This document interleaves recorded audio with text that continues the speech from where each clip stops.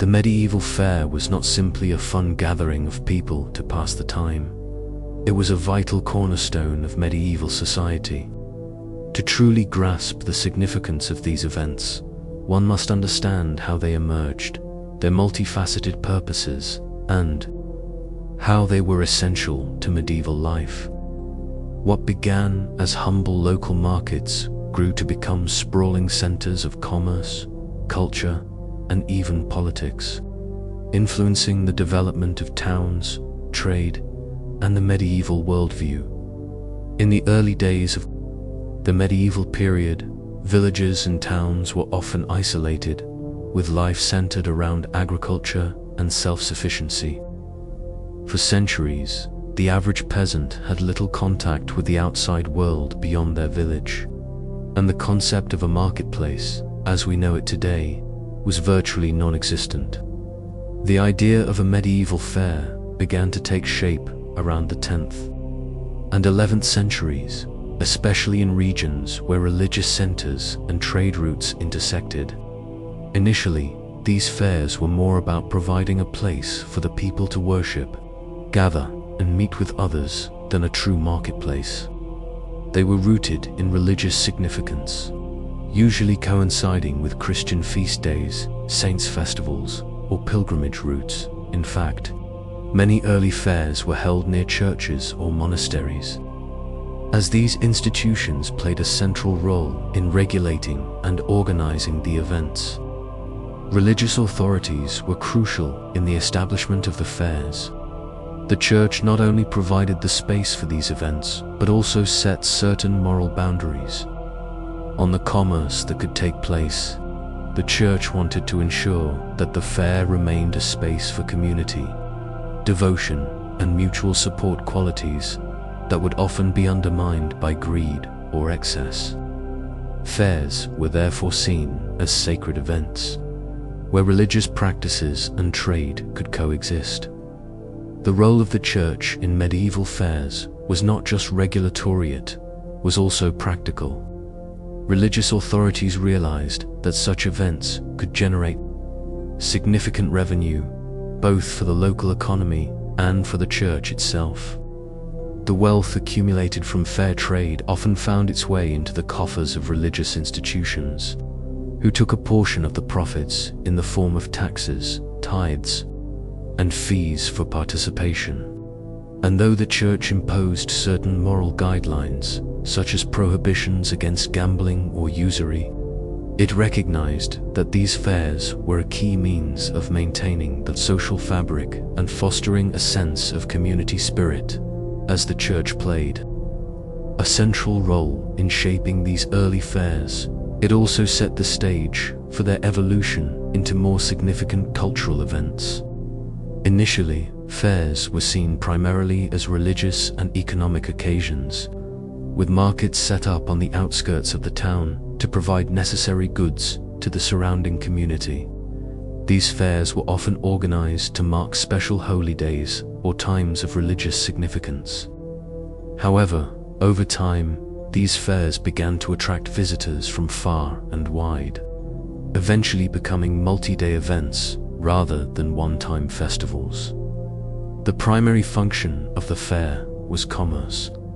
Farmers from surrounding villages could bring their crops to sell, while craftsmen could showcase their goods to a much larger market. People from rural areas, where goods were often scarce or limited, could buy much-needed products from merchants who came from distant lands. Spices, precious metals, silk, and other rare goods from the Far East or the Mediterranean often made their way to these fairs. Luxury goods, previously only available to the very wealthy or nobility, became more accessible to merchants and, eventually, some townspeople. Wool and cloth were popular commodities, with the wool industry in England thriving during this time, and certain fairs, like the famous fairs of Flanders, attracted merchants from across Europe to buy and sell these goods. Trade at these fairs was not limited to just food or common household items. The rarest of goods could be found as well. exotic spices and silk, fine jewelry, and weapons of great craftsmanship. These fairs brought the world closer, creating networks of exchange that spanned the known world, from the distant East to the fertile lands of Europe.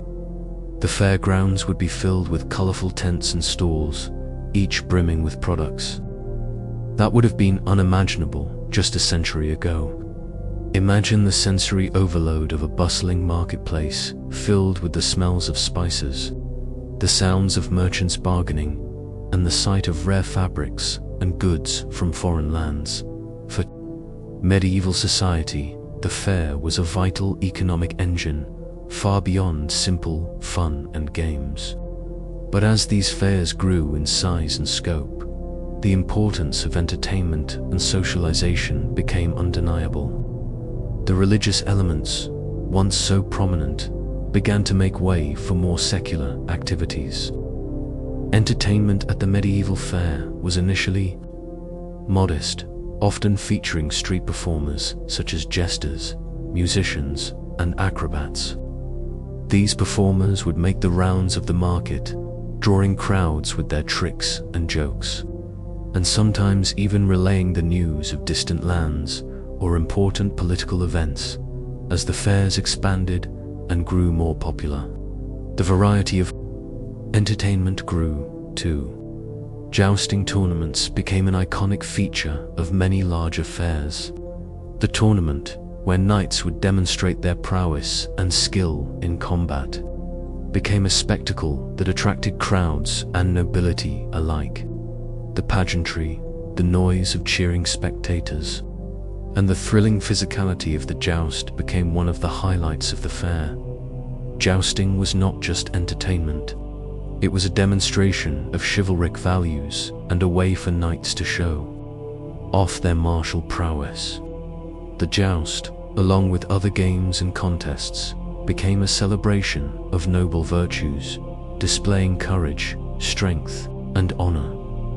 Alongside jousting, mock battles, archery contests, and wrestling tournaments became regular features. These contests were not only fun for the spectators, but also served to reinforce the values of the medieval warrior class. The games allowed the common folk to witness the strength, skill, and discipline of knights, and they provided an opportunity for the knights to display their physical and social superiority.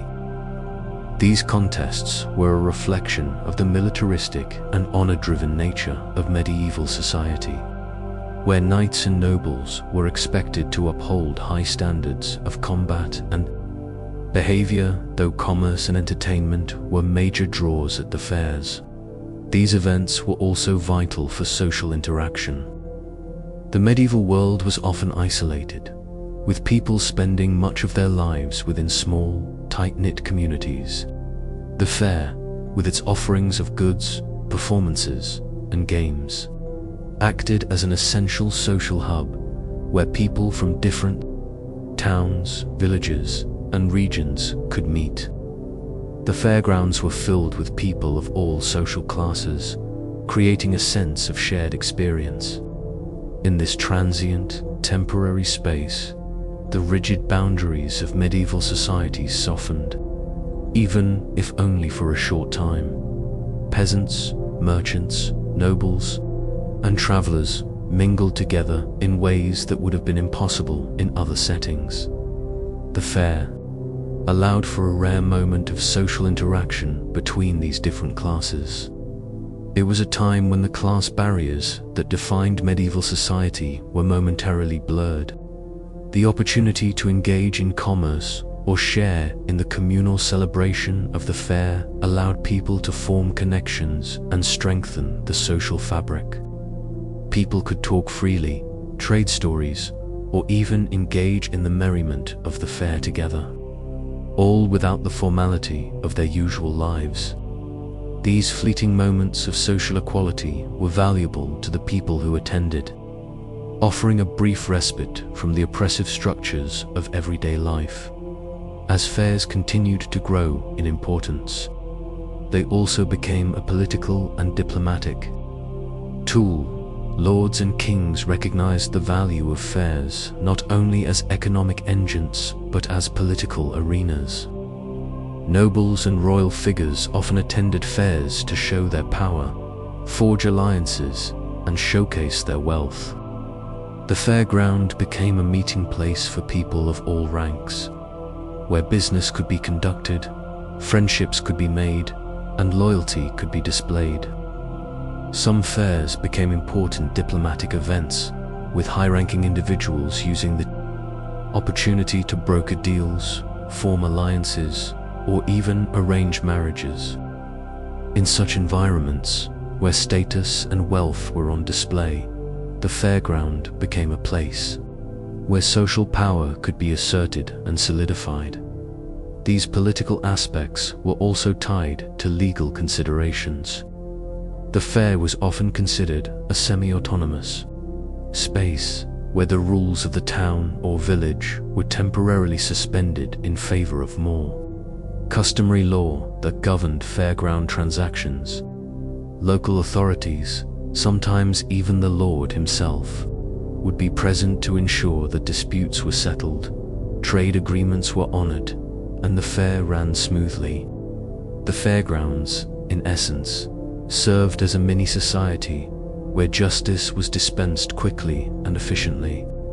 Merchants who tried to cheat or take advantage of others could be quickly dealt with, ensuring that the fair remained a trusted and respected place for trade and interaction. Fairs also served as a cultural institution, preserving and promoting the shared traditions and values of medieval society through music, storytelling, and public performances. The fairgrounds became a space where the cultural heritage of the time was passed down through generations. The bards, minstrels, and performers who attended these events not only entertained but also educated the public, teaching them about their shared history and heritage. Tales of distant lands, heroic kings, and mythical creatures filled the air, ensuring that the values and traditions of medieval life were perpetuated. The medieval fair was not only important for peasants and merchants, but also for the nobility. While the common folk saw the fair as an opportunity for economic exchange and personal enjoyment, the nobility viewed it from a different perspective. Fairs were often seen as a way to demonstrate social status, power, and chivalric ideals. Knights and lords would attend, not only to observe the tournaments or enjoy the festivities, but to demonstrate their wealth and influence. The nobilities' participation in the fair was often centered around events such as jousting tournaments, where knights competed for honor and prestige. These contests were not just about victory, they were about showcasing one's skill, strength, and noble birth. The fair, therefore, served as an exhibition of the values that the medieval aristocracy held dear: valor, courage, and the ability to dominate both in combat and in social settings. Nobles were also important figures in the organization of fairs. Many fairs were held on lands that belonged to lords or kings, and they often saw the fair as an opportunity to insert influence over the local economy and enforce their authority. Lords might host banquets or hold court at the fair, where disputes were settled, alliances were forged, and marriages were arranged. The fairground was often a place where politics and personal gain intersected, as lords negotiated trade agreements, dealt with rival merchants, or hosted foreign dignitaries. It was not just an economic gathering, it was a place where power was both displayed and exercised. Nobles would also engage in spending at the fair, using their wealth to purchase exotic items, rare luxuries, or even slaves. It was a way to display their superiority and wealth, and to a degree, the fair served as a form of status symbol. For example, the ability to acquire fine silks or imported spices would highlight a noble's vast resources. The nobility's involvement in these transactions was not just about acquiring goods. It was about showcasing their position in society, solidifying their identity as powerful figures who controlled both land and people. For peasants, the fair offered a rare opportunity to engage with the broader world beyond their villages. In the daily grind of farm life, they were often isolated, their worlds confined to their small communities. The fair was a brief, exciting escape, a chance to experience the wider world. For many peasants, it was one of the few times a year when they could leave the land, put aside their work, and experience something akin to leisure and excitement. The fair was a moment of freedom, where peasants could enjoy food, drink, and entertainment in ways that were usually reserved for the wealthy. It was a temporary reprieve from the hardships of rural life. They could visit merchant stalls to purchase rare items, try their luck at games, or take part in a festival atmosphere. The experience was invigorating and offered an opportunity for cultural exchange with travelers from distant lands. This was a rare and important opportunity for peasants to connect with different cultures, learn about distant regions, and broaden their perspectives, if only for a short time. The fair also provided an opportunity for peasants to socialize with others from different villages and regions. Families, friends, and neighbors would gather together to share a meal or watch performances. The fairground was full of excitement, with music, dancing, and games that brought people from all walks of life into a shared experience. The social connections made at these fairs could last beyond the event itself, forming bonds that would be important in the years to come. Despite these moments of escape and joy, the fairgrounds also served as a reminder of the strict social hierarchy that existed in medieval society. Even at the fair, where class distinctions softened, the boundaries between the noble and common classes remained. The wealthier members of society, particularly the nobility, were often segregated from the peasants. In some cases, the fairs were organized with separate areas or even entrances for the nobility, with more luxurious accommodations and services available to them. The peasants, though temporarily liberated from the hardships of their day-to-day lives, still remained subjugated to their social class, despite the temporary respite the fair might offer. While trade and commerce were the primary purposes of the medieval fair, entertainment became just as important as the exchange of goods. As the fair grew larger and more established, entertainment became a major draw for visitors. The medieval fair transformed into a spectacle, with people coming not only for business, but for the chance to witness performances, participate in games, and engage in leisure activities that were a rare luxury in the medieval world. One of the most popular forms of entertainment at the fair was the jousting tournament. Jousting was a highly visual and exciting event, where knights competed in combat to prove their superiority. The crowds would gather, cheering for their favorite knights, eager to witness these grand displays of strength and skill. Jousting was not just a game, it was an important social event where the knights showed off their martial prowess, chivalric values, and honor. For the common folk, it was an opportunity to witness the elite in action and perhaps even dream of the life of a knight. Another popular form of entertainment was theatrical performances. Traveling actors, sometimes part of larger troupes, would perform plays for the gathered crowds. These plays, often comedies or morality tales, were a form of storytelling that not only entertained but also provided moral lessons. The performers would use humor and drama to tell stories of heroic deeds, romance, and the trials of life.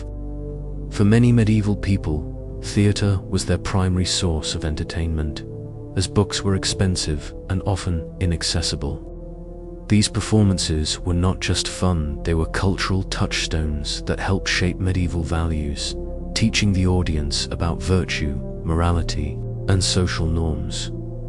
Beyond the official events of jousting and theatre, the fairgrounds also featured street performers, jesters, minstrels, acrobats, and musicians who would roam the grounds, entertaining both rich and poor. The lively atmosphere was filled with the sounds of music, laughter, and song. Fairs were immersive experiences where the senses were engaged in all manner of performances. Street vendors would set up stalls selling simple entertainment, like puppet shows, dancing bears, or fire-breathers acts that brought delight to children and adults alike. But perhaps the most universal form of entertainment at the fair was dancing. There would often be a public square or a band of musicians that would encourage people to dance together, regardless of their social status. Music, provided by a group of traveling musicians, filled the air with energy. Songs would be sung, and dances would occur in the open, with people forming large circles or lines, moving in rhythm to the music. For the common folk, this was a rare opportunity to let loose, enjoy the moment, and connect with others. The dances were simple but energetic, providing a collective experience that bonded the community together in shared joy.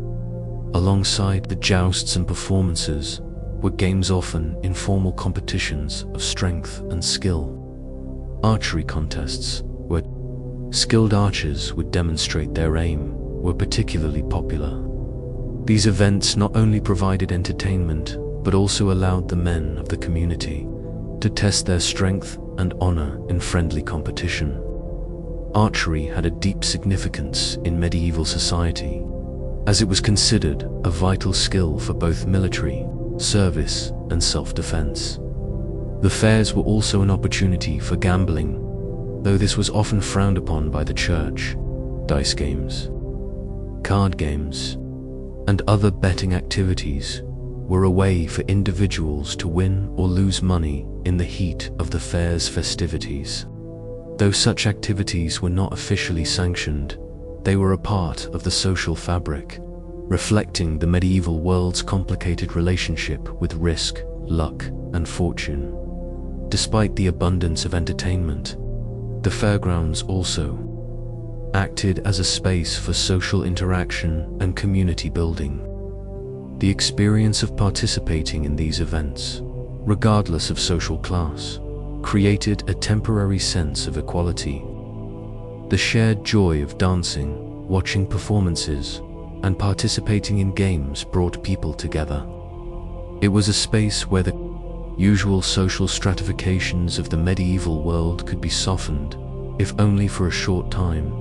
Even with all the festivity and excitement, the fair maintained a sense of unity that transcended status and wealth, if just for the fleeting days of the event. The medieval fair was not only an economic and social gathering, but also a vibrant cultural event. As the fair grew in importance, it became a place for the exchange of more than just goods. It became a space for ideas, entertainment, and the sharing of traditions. Over time, the fairgrounds transformed into a unique space where religion, commerce, and the arts converged. For many people, the fair was an experience that could not be replicated in any other part of their lives. It was a moment when the mundane and the extraordinary blended, where everything from religion to festivities could be experienced within a single, lively atmosphere. At the heart of the medieval fair was its cultural significance. The fair was not simply a place for buying and selling. It was an event that drew people from far and wide, each bringing their own stories, traditions, and customs. It was an opportunity for people from different regions, cultures, and backgrounds to meet, As goods from different parts of Europe and even from the Middle East or the Far East were brought together, so too were the people who had come from those places. The fairground was a place where individuals could interact, exchanging not only goods but stories, languages, and ideas. For the people who lived in the isolated villages and towns of medieval Europe, the fair represented a rare opportunity to encounter something beyond their everyday existence. The exchange of cultural and intellectual ideas at these fairs was crucial, especially for the less educated population.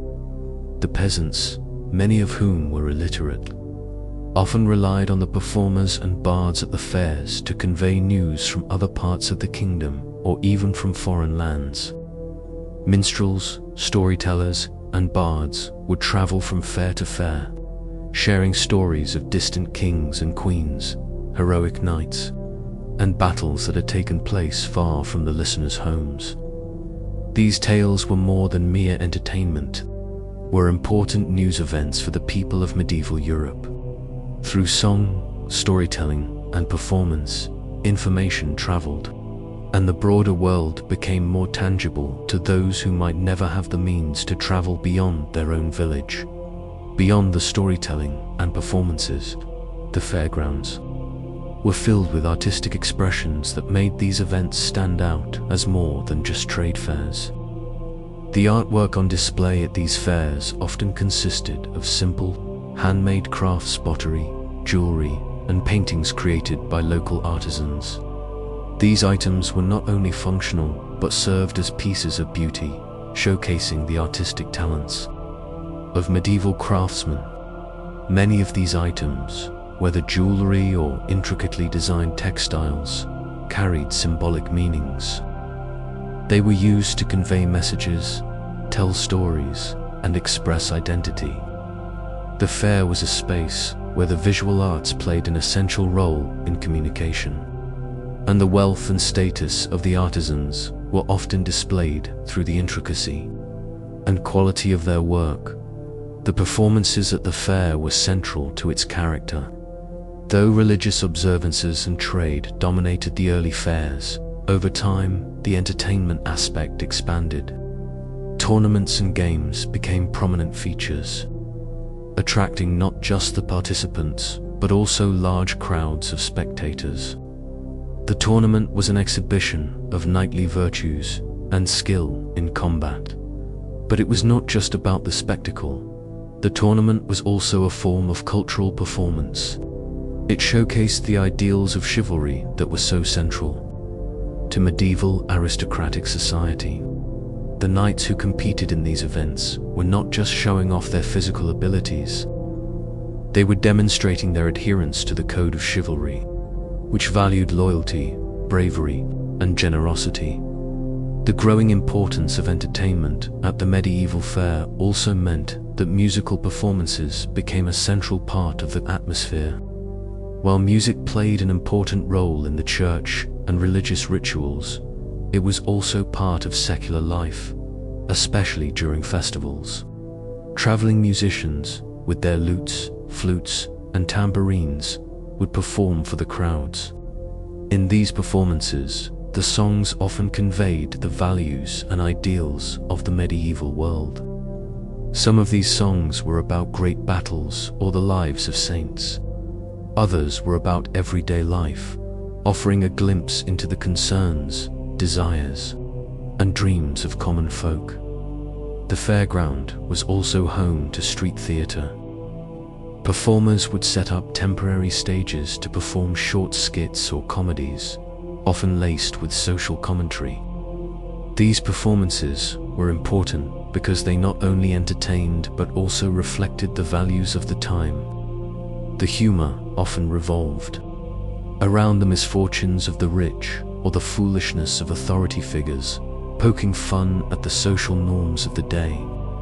The jester, in particular, was a key figure at these events, using wit and humor to challenge societal expectations and offer critique in a way that could not be directly expressed in everyday life. Aside from these larger performances, small-scale, informal entertainments were a common feature. Jugglers, acrobats, dancers, and even magicians would perform throughout the fairgrounds. These were the entertainers who roamed the fair, offering moments of delight and wonder to the crowds. Whether performing tricks, juggling flaming torches, or executing acrobatics that defied the limitations of the human body, these performers brought a sense of joy and whimsy to the fairgrounds, balancing the more serious undertones of commerce and political discussions. They were, in many ways, the heartbeat of the fair, bringing energy and lightness to the busy, sometimes tense atmosphere. The fairs were also opportunities for political engagement, though this often took more subtle forms. While the marketplace was full of merchants from distant lands and different towns, it was also a meeting ground for local rulers, landowners, and noble figures. These leaders attended the fairs to observe the bustling trade, engage in negotiations, and settle local disputes. They would gather with other local lords to strike deals, whether to settle long-standing territorial disputes or to arrange marriages between powerful families. In this sense, the fair became an arena where not only goods and services, but also political alliances were made. In the midst of this exchange, the church still played a significant role, as fairs were often connected to religious festivals. The church had a hand in organizing and sanctioning the events. It was not uncommon for a religious procession to open the fair, with priests leading the people in prayer and blessing the marketplace.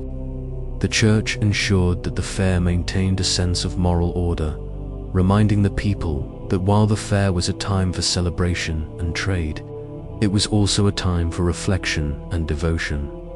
Despite the lightheartedness and revelry, the church saw the fair as an opportunity for spiritual reflection. Though the clergy often disapproved of the excesses that could accompany such events, they recognized that the fair served as a communal gathering for those seeking both earthly goods and spiritual renewal. Some fairs were even used as opportunities to raise money for charitable causes, with proceeds going to the poor, to local religious institutions, or to fund the building of churches or monasteries. This added a layer of sacred purpose to the fair, making it not just a marketplace, but a space for religious devotion as well. The fair, with its mix of religion, commerce, politics, and entertainment, was a reflection of the multifaceted nature of medieval life. It was a place where the ideals of chivalry and the realities of trade intersected, where entertainment and reflection coexisted. People came to the fair for different reasons, some to buy and sell, others to escape the monotony of everyday life, and others still to take part in something grander, the festival atmosphere, the joy of the community, and the promise of shared human experience. For all its fun and games, the medieval fair was more than just a fleeting distraction from the ordinary. It was a place where life, in all its complexity, could be experienced in a single space. As the medieval fair grew in significance, it began to encompass not only the religious and cultural aspects, but also complex economic and political forces. These events were no longer simply places where merchants and peasants exchanged goods and stories. They became central pillars of the economy, the church, and even politics. Fairs were seen as indispensable meeting points for people of all social ranks, serving as centers where both wealth and power could be displayed and negotiated. The influence of the church on medieval fairs remained critical throughout their development. Initially, fairs were often established in connection with religious holidays or saints' feast days, with the church setting the tone for what was acceptable in terms of commerce and entertainment. Religious leaders took great interest in the fairs, as they were seen as an opportunity for the faithful to gather, offer prayers, and, in some cases, pay homage. These occasions would often start with a mass or a religious service that marked the beginning of the fair, blessing both the merchants and the goods that were to be exchanged. While the church sought to sanitize the festivities and prevent excess or sin, it also recognized that the fair was essential to the well-being of society. For the church, medieval fairs were a means of influencing and reinforcing its power. Not only did the church hold sway over the festivities through its leadership, but it also extracted revenue through taxes, tolls, and even indulgences sold during the fairs. Fairs were a source of wealth, and the church capitalized on this by taking a portion of the proceeds, as well as charging merchants and visitors for the privilege of participating. The church's involvement was often tied to its ability to control moral conduct, as seen through its regulation of gambling, the treatment of women, and the restrictions placed on certain kinds of entertainment. The fairground, in many ways, was a blurry space where the sacred and the profane coexisted, often at the mercy of religious influence. As fairs grew, they became central to the economic systems of medieval Europe. Cities and towns that hosted large fairs often saw their fortunes rise because of the trade and tourism they attracted. The economic impact of fairs cannot be overstated. They became essential to the growth of trade routes and, by extension, the prosperity of the towns and kingdoms they served. In some cases, fairs were the lifeblood of the local economy, generating revenue not only from the goods being sold, but also from the services needed to support such a large influx of people. Inns, taverns, and other businesses flourished during the fair, providing food, shelter, and entertainment for the thousands of people who arrived. This economic boom also had a ripple effect on other industries. Farmers, craftspeople, and artisans all benefited from the increased demand during these events. The fairs were not only important for local economies, but also for broader regional and international trade. Long-distance merchants, often traveling across great distances, would converge at these fairs, bringing with them exotic goods that were unavailable in local markets. The influx of such rare and highly sought after as spices, silk, and precious stones helped shape the economic landscape of medieval Europe. These commodities were often traded for things like wool, grain, and other local products that could be shipped back to foreign lands. Fairs thus acted as vital hubs in the network of European trade, creating connections between the farthest reaches of the continent and beyond. They were integral to the development of a medieval global economy, and over time, some fairs even became international events, attracting merchants from as far away as the Levant, Asia, and Africa. Despite their importance, fairs were not always viewed with total favor. The success of the fairs often came with its own set of problems. Lawlessness and violence sometimes accompanied the chaos of such large gatherings, with theft, cheating, and brawls common among traders and attendees. Thieves, pickpockets, and conmen would exploit the confusion of the bustling marketplace, targeting the vulnerable or the unaware. This created a sense of distrust, especially among smaller merchants who feared that their goods would be stolen or damaged. The sheer number of people and the lack of adequate regulation in the early days of the fairs contributed to an environment of uncertainty and danger. In response to these issues, many lords and city officials established guards and watchmen to oversee the safety of the fairgrounds. Some towns even introduced laws specifically governing the conduct of the fairs, seeking to regulate trade practices, limit crime, and ensure that merchants paid fair prices for booth space. While these measures helped maintain order, they would often only partially effective, as the sheer size and complexity of the fairs made full regulation difficult. The role of the town or city hosting the fair was crucial. The authority of the local rulers was often exercised most visibly through their ability to host and control the fair. Lords, mayors, and even kings understood the importance of the fairs in maintaining their dominance and their economic power. The law often required that certain fairs be held on the lord's land, and in many cases, exclusive privileges were granted to certain towns to hold fairs annually or semi-annually. These were highly prized positions, as the wealth generated by the fair was often split between the organizers, the local church, and the governing officials. Fairs, in many respects, also served as spaces of social regulation. Local authorities used the fair as an opportunity to establish and enforce rules regarding social behavior, morality, and personal conduct. While some laws were enforced to ensure the smooth operation of the fair, such as rules governing the quality and weight of goods sold, others were directly related to social control. For instance, certain forms of entertainments, such as gambling or the exploitation of women, were regulated or restricted by local authorities to prevent what they saw as immoral behavior. The presence of officials and law enforcement at these events was not just about ensuring safety.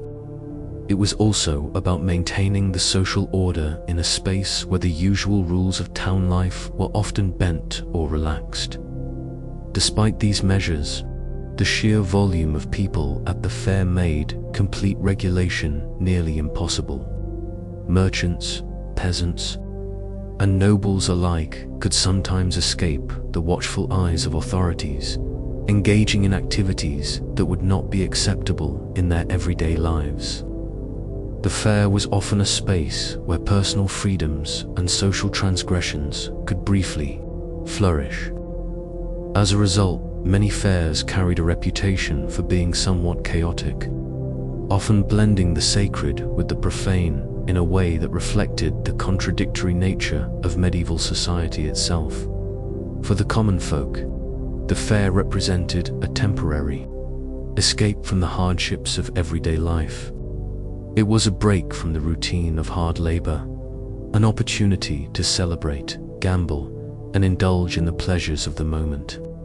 For the nobility, it was a chance to flaunt wealth, establish political alliances, and indulge in the games and entertainment that helped reinforce their social position. At its core, however, the fair remained a place where commerce, community, and culture intertwined, each contributing to a collective experience that was unlike any other. In the medieval world, though the medieval fair may seem far removed from our modern festivals and markets, it was an event that was rooted in the very structure of medieval society.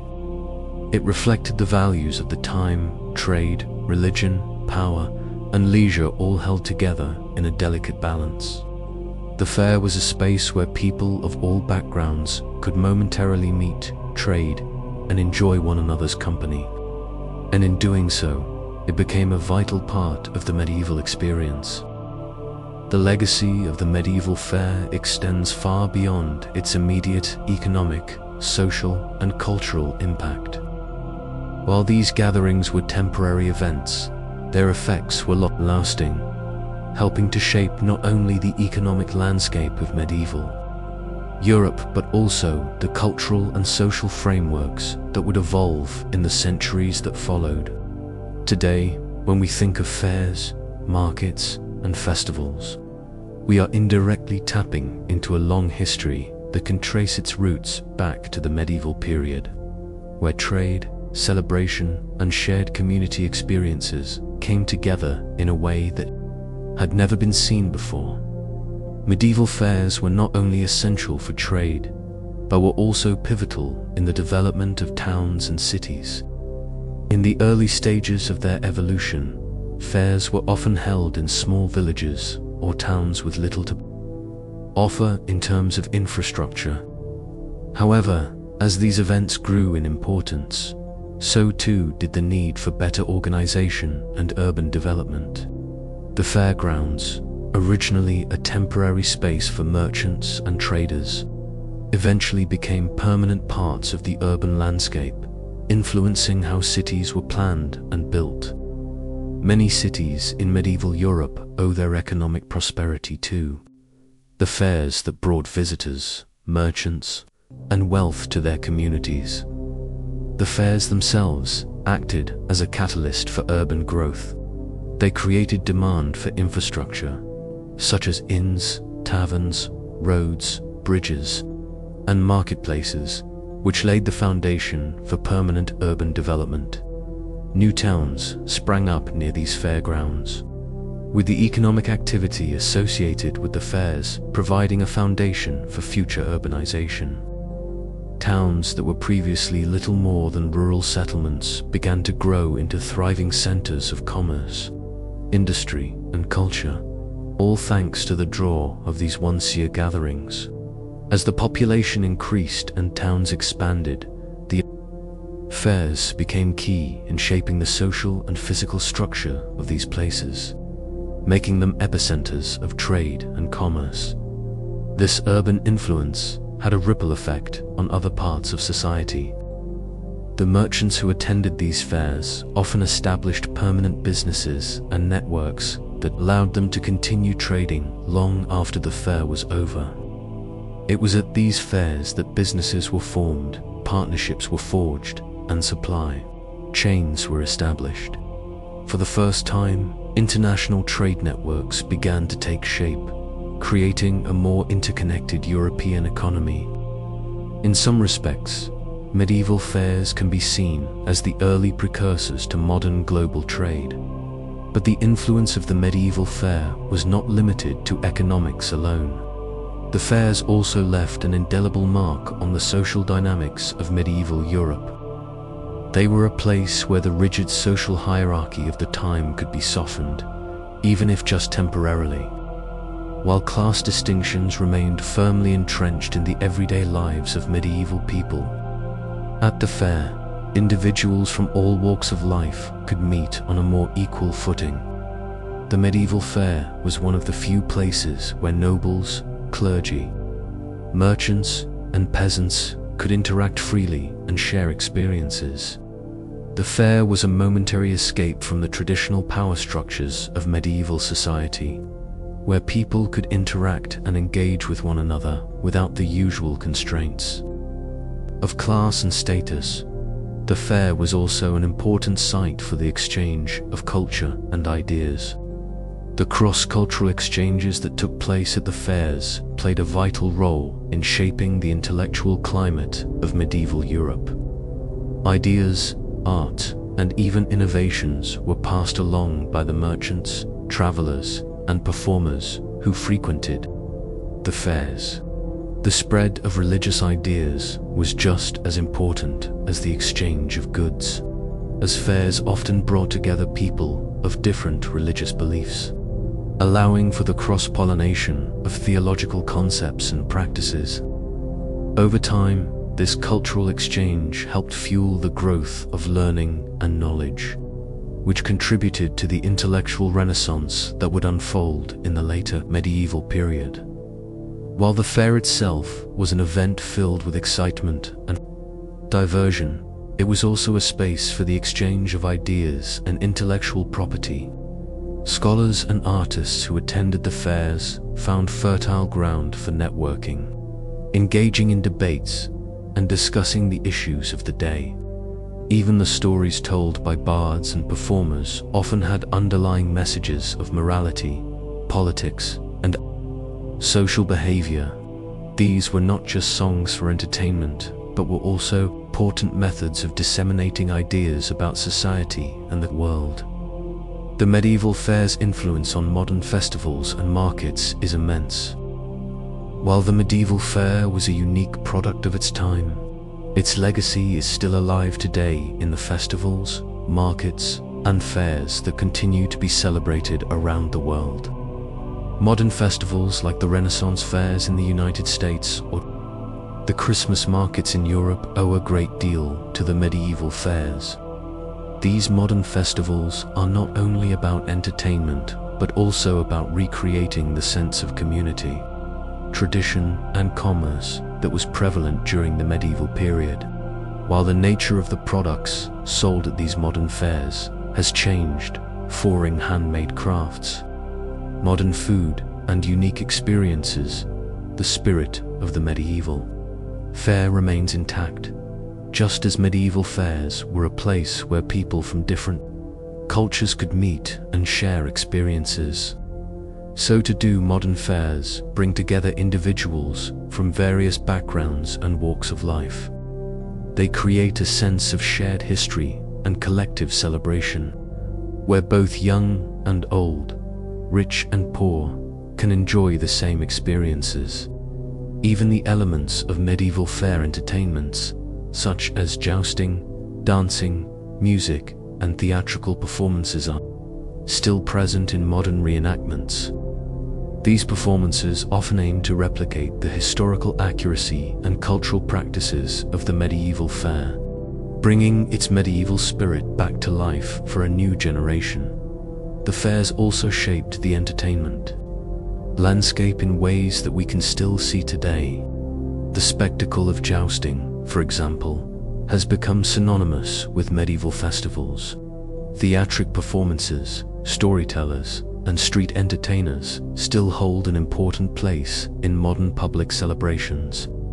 These elements of medieval fairs have permeated modern pop culture, making their way into films, TV shows, and books, where the medieval fair is often depicted as a place of excitement and charm. The medieval fair was more than just a marketplace, was an early form of mass entertainment, bringing together people in a shared experience of performance, celebration, and spectacle.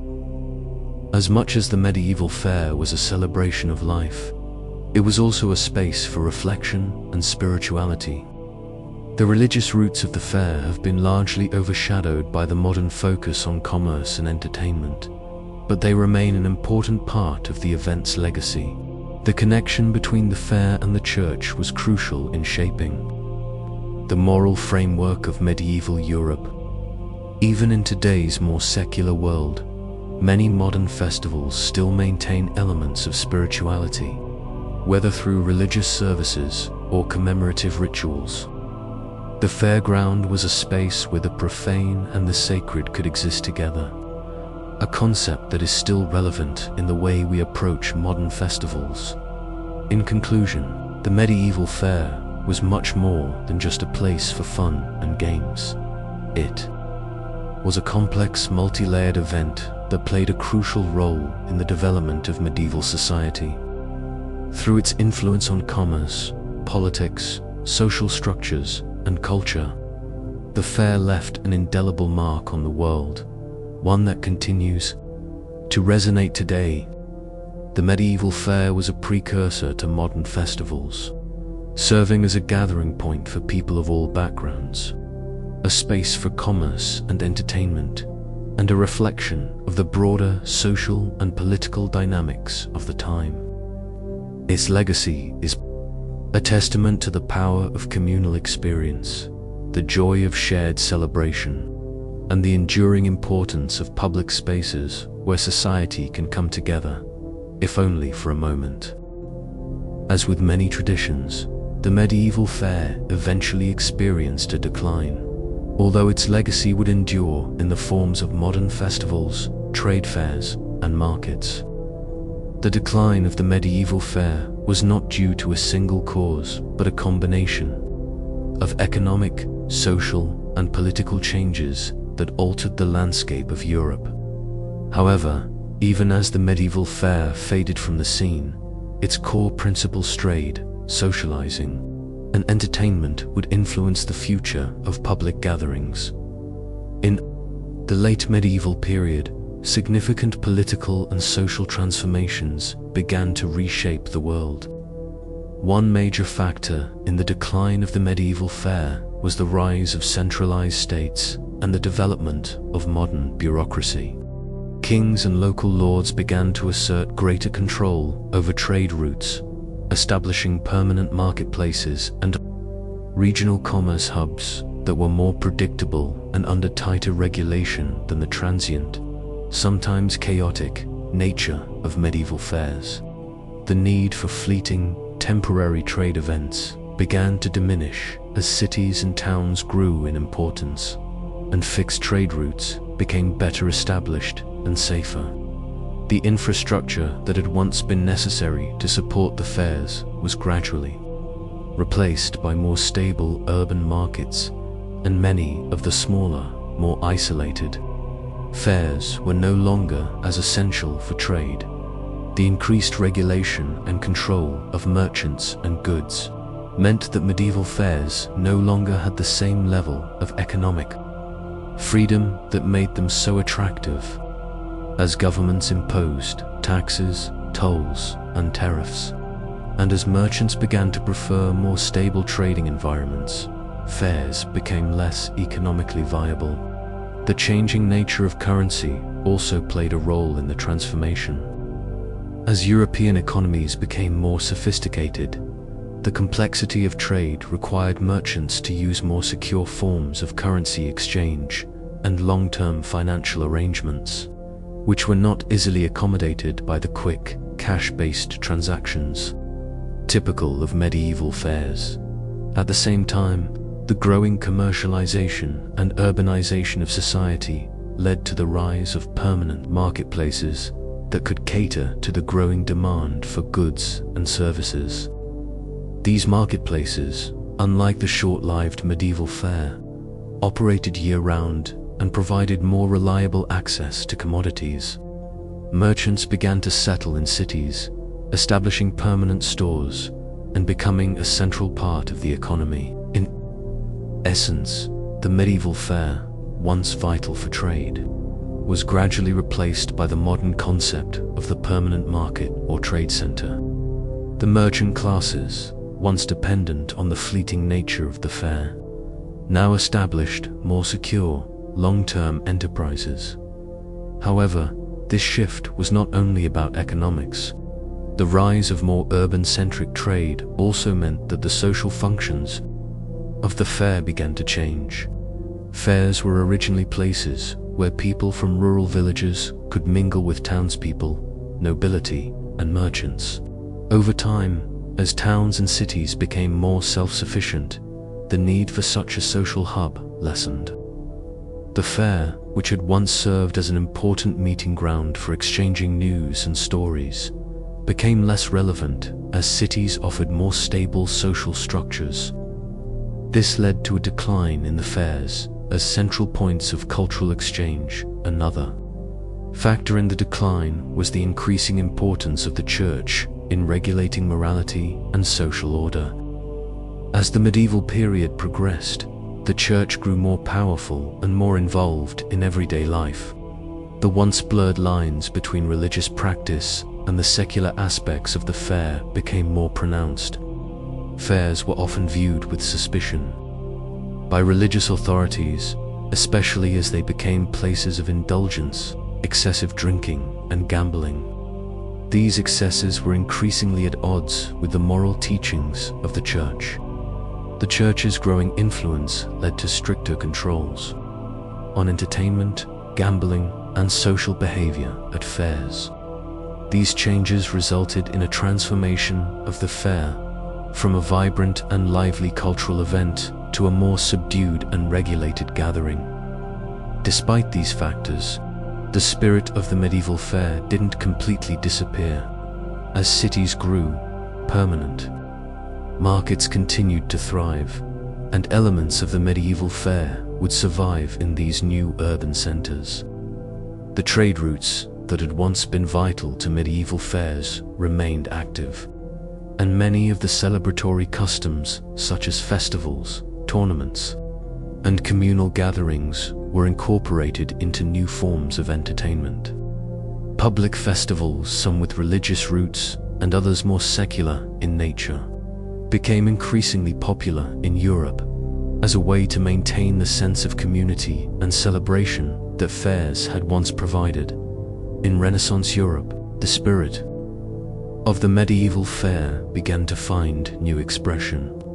The Renaissance festivals, for example, were inspired by the traditions of the medieval fair, but adapted to the more sophisticated and urbanized world of the time.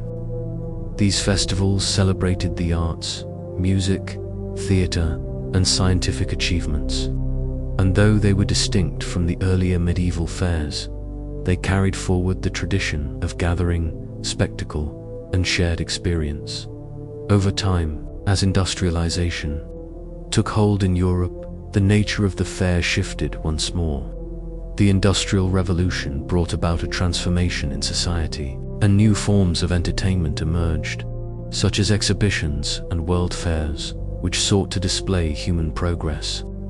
In the fields of technology, culture, and industry, these expos were a modernized version of the medieval fair, where the wonders of the modern world were put on display for a curious public. While these events were more technologically focused, they maintained the idea of showcasing the extraordinary and bringing together people from different walks of life. The essence of the fair celebration, commerce, and cultural exchange had lived on, albeit in a different form. The medieval fair also lives on in modern cultural festivals. Today, festivals like the Renaissance Fair in the United States and the medieval reenactments in Europe take inspiration from these historical gatherings, celebrating the medieval world through costume, music, food, and entertainment. These events, while often rooted in history, bring together people from all backgrounds, allowing them to experience a sense of shared culture. They bring the past alive, creating an immersive atmosphere where individuals can reconnect with the traditions of the past, while celebrating the common human experience of coming together in joy and celebration. Modern trade, fairs, and marketplaces owe a great deal to their medieval predecessors. While today's trade shows may feature cutting-edge technology and international commerce, they are built on the same principles of bringing together businesses, exchanging goods, and fostering commercial relationships. The medieval fair may no longer be as prominent in today's world, but its role in shaping the modern economy and culture cannot be overstated. These modern events, whether for commerce or entertainment or extensions of a tradition that began centuries ago, even in today's world, the legacy of the medieval fair continues to shape how we gather, trade, celebrate, and engage with one another. Though the original fairs of the Middle Ages have faded, their influence remains present in the way we experience public events, festivals, and cultural celebrations. From the lively atmosphere of modern fairs to the enduring tradition of street markets, the essence of the medieval fair lives on, reminding us of a time when commerce, culture, and community were intertwined in a way that defined medieval society and continues to shape our lives today.